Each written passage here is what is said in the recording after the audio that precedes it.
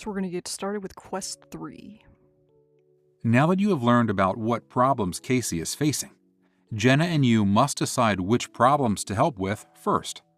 A behavioral health social worker like Jenna could use a decision tool called Maslow's Hierarchy of Needs. Your next quest is to learn about Maslow's Hierarchy of Needs and then use it to decide how to best help Casey. You're back! Awesome!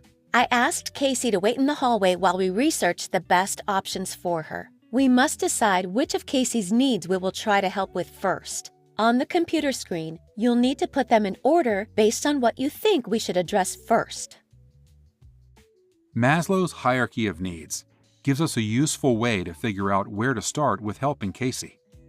In the hierarchy, the bottom of the pyramid says physiological needs, which are biological requirements for human survival, like clean air, food, drink, shelter, clothing, warmth, and sleep. The next level is safety needs, which are what people need to feel safe and secure with their emotions, have adequate money, have safety from violence, and have a healthy body and basic happiness. The next level is love and belonging needs, which refer to the human need for personal relationships, feeling connected to other people, and being part of a group. The next level is esteem needs, which refers to things like self-esteem, feelings of accomplishment, and respect for and from others. The last level is self-actualization needs, which is what people need to reach their full potential, having satisfying personal growth, and become everything they are capable of becoming. When we use Maslow's hierarchy as a tool to help people, we start by helping them meet the needs on the lowest part of the pyramid, and then move up the pyramid until all their needs are met. For example, it doesn't make sense to skip the bottom of the pyramid and offer someone to join a social group if they don't have a place to live.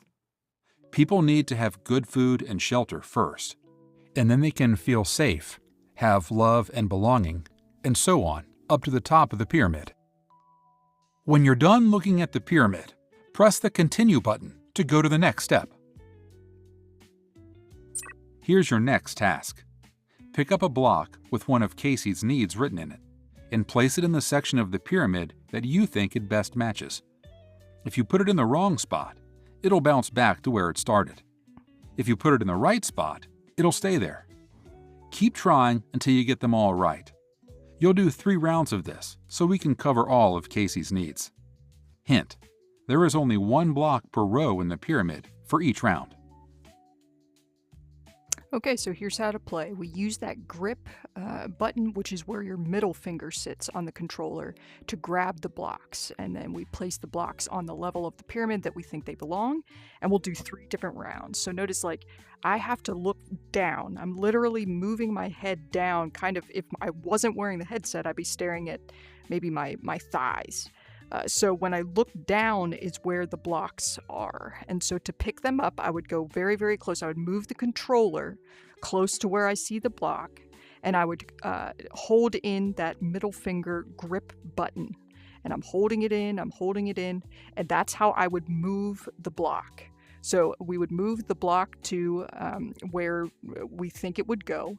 And he talks about how it will bounce back if it's not the right answer. So if students are putting the blocks and the wrong answers, no problem. It'll bounce back, and then they can try again in a different place on the pyramid.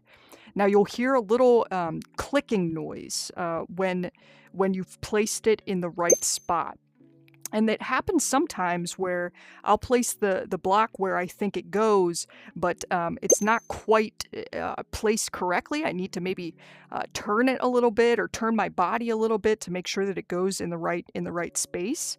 Again, it's 1 block per level for each round that we play. So they'll do this again 3 different rounds for all of these different needs that the client would have. And I'll just kind of go through here again. I'm only using that middle finger button to place the blocks and to move the blocks. Once I hold in that middle finger button, then I'm literally moving the controller to where I see it through the headset. Okay.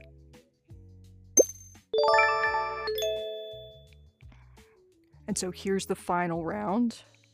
Now remember, if they put it in the wrong spot, it will bounce back so that they can try again, right? So if they put in the wrong spot, so then they can kind of learn and are taught kind of by process of elimination. If they're not getting one right or if they're struggling with one, it'll just bounce back until they put it in that right spot. So that's not it. Could it be up here? No, we don't seem to be using that. See, it's not quite clicking in. Is it this one? Yeah. So hopefully that makes sense going through this game. Great work putting Casey's needs in order. By properly identifying and prioritizing her needs, you increase the trust meter. So, based on what we learned, we can see that Casey's first needs aren't being met, her physiological needs. So, that's where we should start to help her.